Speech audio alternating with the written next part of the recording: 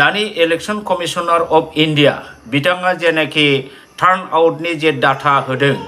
दा बुंगासिनो दङ दा बे बिषया बे आयदाया किन्तु सिन्था खालामनो गोनां जे जायगायाव बिथाङा माने प्राय 1 कोटी भटार एक्सट्रा भाबै माने भट होनायखौ बिथाङा फोसावदों दा जोंनि आसामावबो 10 लाख भटार्स एक्सेस भट ओंखारनाय मोनदों जे भटनि जोबनायनि उनाव पोलिंग एजेन्टफोरनो जेनाखि पार्सेन्टेज प्रेसिडिंग अफिसारफ्रा लिरनानै हरदों बिनि उपरन्सि 10 लाख भटारा दा जोंनि आसामनि जेनाखि इभिएम बाहाय हाबनानै दं होननानै खबराव जों मोनगासिनो दं दा बेफोर बाथ्राफ्रा जोंनि थाखाय एसे सिन्था खालामनो बिसय दा बेयो मोनसे प्रुफ जानो थांगासिनो दं जे बिजेपिआ गमामायै इभिएम को मेनिपुलेट खालामो टेम्पारिं खालामनाय खायदाया बिसिनाव दङ आरो बे टेकनिकखौ बिथांमोनहा अलरेडि भटनि बहुत बोसोर आगोलनिफ्रायनो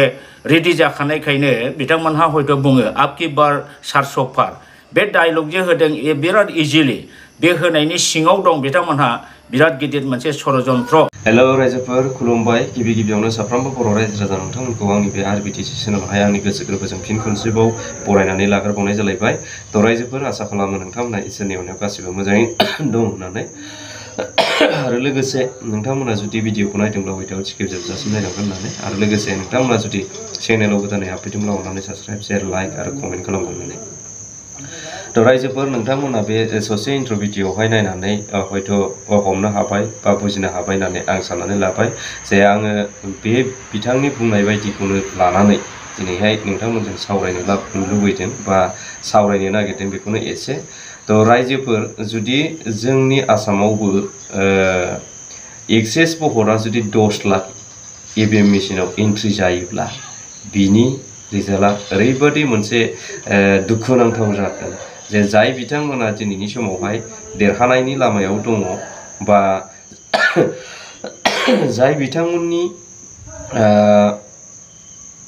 मा होनो रिजाल्टआ दिनैहाय मोजां जानांगौनि आसायाव दंमोन दा बिथांमोना हयथ' नैबे 10 लाख भट एक्सेस एन्ट्रि जानायनि थाखायनो हयथ' जेननो गोनांबो जानो हागौ बेखौ जों नुहुरदों आरोखि दा बिनि सायावनो जोंनि दिनैनि दैदेनगिरिफोरा जायफोर बिथांमोना दैदेनगिरि अर्थात जाय बिथांमोनहा दिनैनि समावहाय माने इलेक्शन गेलेदोंमोन आरो जाय बिथांमोनहा बा जाय पार्टिया दिनैहाय माने अपोजिशन जानानै भटखौ गेलेदोंमोन बा दिनै केन्डिडेट दैखांदोंमोन दा बैसोर पार्टि केन्डिडेटफोरा बिनि सायावहाय खुब गुरुत्व होनो गोनां दं होननानै आं दिनैनि समाव बुंगोन आरोखि थ' बियो ओरैबायदि मोनसे सालखा जायनि थाखाय नोंथांमोना नुनो मोन्दों मोनफ्रोमबो निउसावहाय जे एबारनि भटआव माने लकसभा बिसायख'थियाव 400नि बारा बा 400नि गोजौआव देरहागोन होननानै जोंहा जोंनि भारतनि गाहाय मन्त्रि नरेन्द्र मदि बिथाङा सिगांनिफ्रायनो बुंबोबाय थादों सहज माबा मोनसे लानानै आरोखि दा बे बुंनाय बाथ्रायानो जाहैबाय नैबे माबा मोनसे नङा माबा मोनसे इभिएमनि थ्रुयैनो बिथांमोनहा बे लामाखौ लादों दा बेनि थाखायनो बिथांमोनहा बेखौ सहजैबो बुंनो हादों दा नायदो नोंथांमोनहा दिनैहाय जोंनि सायाव जोंनि सिगाङावहाय मा निउस फैखो बा जोङो दिनै मा खोनानो मोनखो रायजोफोर दा बेयो खुब दुखुनांथाव दिनैहाय हमनानै लादो नोंथांमोनहा दरं उदालगुरि समस्तियावहाय जोङो ग्राउन्ड रिपर्टखौ लानानै बा आथिखालाव जोङो इलेक्शन जोबखांनायनि उनावबो माखासे पार्सेन्टेज वाइज भट गोग्लैनायनि गेजेरजों माखासे पार्टि वाइजनि जे पोलिं एजेन्टनि माखासे हिसाब खिथाब पार्सेन्ट बेखौ लानानैब्लाबो माने हिसाब खालामनानै मोननायावहाय दरं उदालगुरियावबो माने दुर्गा दास बर'आनो देरहागोनखौ माखासे रोखा फोरमायदोंमोन आरोखि माखासे रिपर्टनि गेजेरजोंहाय आरो लोगोसे जोंहा क'क्राझार लकसभा समस्तियावहायबो माने बिपिएफनिनो केन्डिडेट खाम्फा बरगयारि बिथांखौ थिग बेबायदिनो ग्राउन्ड रिपर्ट अर्थात जोंहा इलेक्शननि उनावबो माने इलेक्शन जोबखांनायनि उनावबो माने पोलिं एजेन्टफोरनि बा जोंहा माखासे भट गोग्लैनायनि मै अनजिमाफोरखौ लानानै पार्सेन्टेज दिरुननायनि गेजेरजों हिसाब खालामनायनि गेजेरजों खाम्फा बरगयारी बिथांखौनो देरहागोननि माखासे इसाराखौ मोननो हादोंमोन बा जोङो रिपर्टखौ मोननो हादोंमोन आरोखि। नाथाय जुदि दिनै थाङै थुङै जुदि बे 10 लाख भटा जुदि जोंनि आसामावबो थारैनो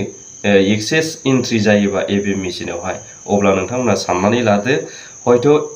गोबांथार देरहागोननि आसाजोंब्लाबो हयथ' जेननोबो गोनां जानो हागौ। नैबेसो बिराद गिदिर सोंथि जादों बा साननो गोनां बाथ्रा जादों रायजोफोर। दा बिनि थाखायनो आङो बयखौबो जे जोंनि माखासे दैदेनगिरिफोर बा पार्टीनि माखासे जायफोर बिथांमोना अपोजिशन जानानैहाय